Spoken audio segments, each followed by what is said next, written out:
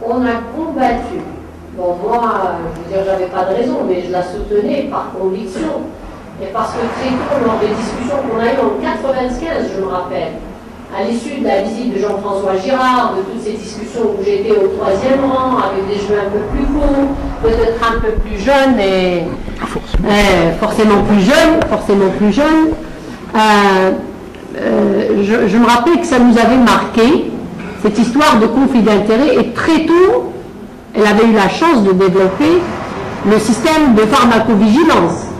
On a eu des tentatives, mais alors là, des tentatives très agressives de récupérer la pharmacovigilance par la direction du médicament.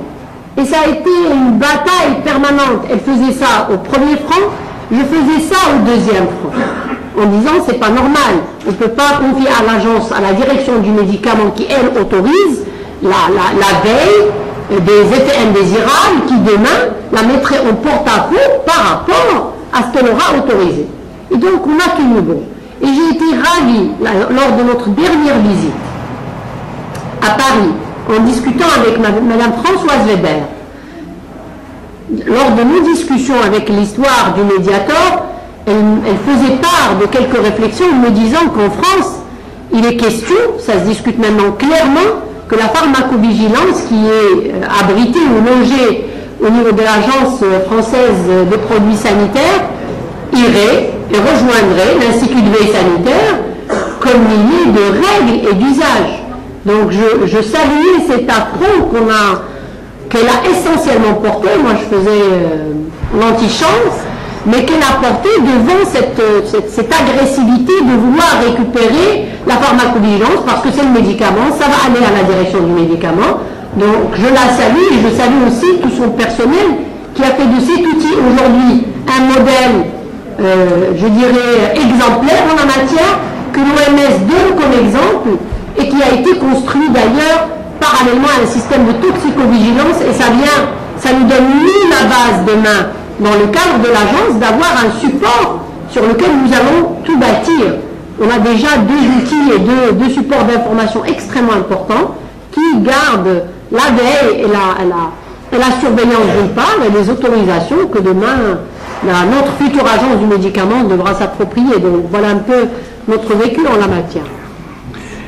Merci. Alors, sur ce point-là, et comme Raja vient de l'évoquer, la France est confrontée à une réouverture du dossier, de ce dossier de la pharmacovigilance à travers l'histoire du médiateur.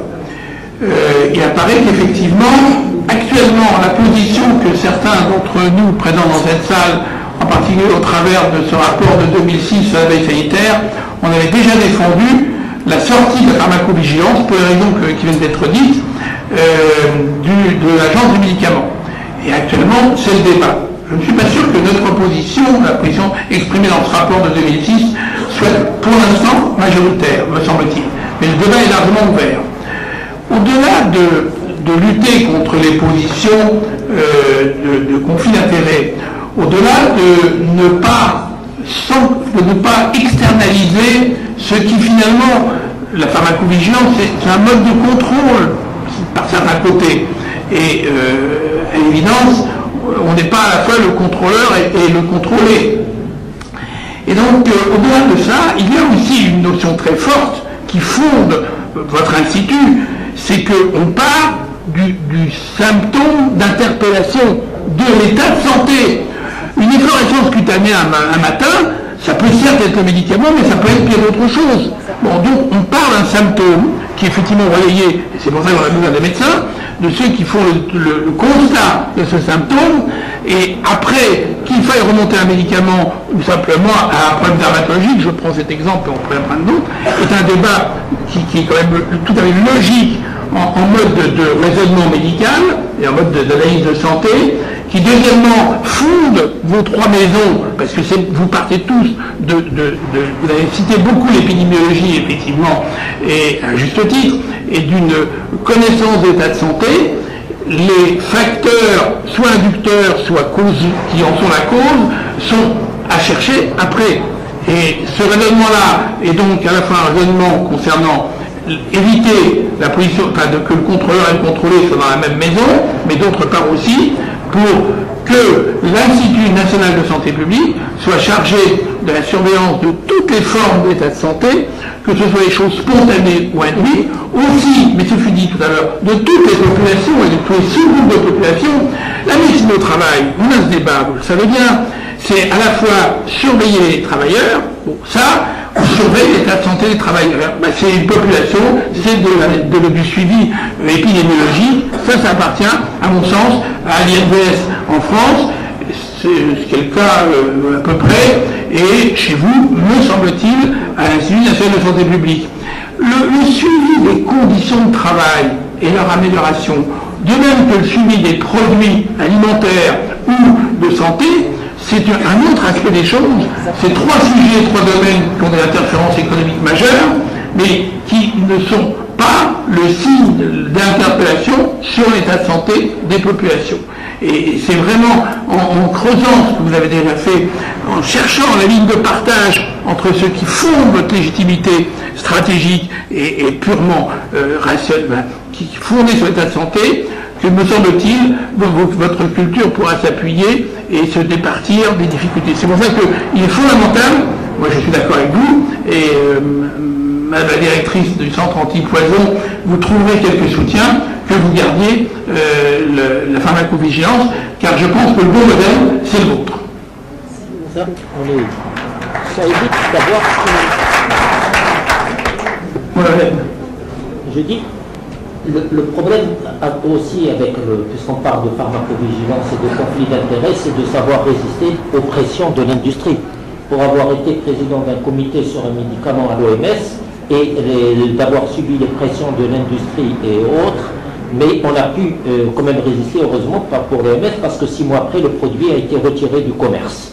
Et heureusement, et que l'OMS a publié son rapport, mais ça ne vous va pas que des amitiés avec les industriels. Bon, mais ça c'est le but. Le problème de la pathologie au travail, c'est une culture qui existait déjà à l'Institut d'hygiène, et l'Institut d'hygiène avait été parmi les pionniers en pathologie du travail. Le Maroc était un des leaders en pathologie du travail, et dans les années 60, les travaux de l'Institut d'hygiène de Rabat étaient très connus sur le manganèse, la pathologie due au manganèse dans les mines, avec les syndromes extrapyramidaux et pas mal d'autres. Donc là aussi, on va les faire. Mais je reviens sur M. Truchot quand il a dit pour le problème de personnes.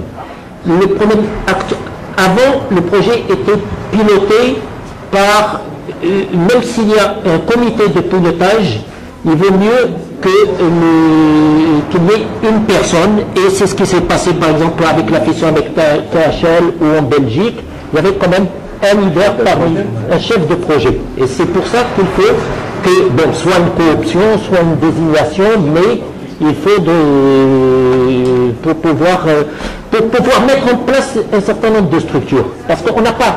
Bon, le texte, comme j'ai dit, il mettra le temps, mais on peut travailler comme s'il existait. Sinon, on n'avance pas.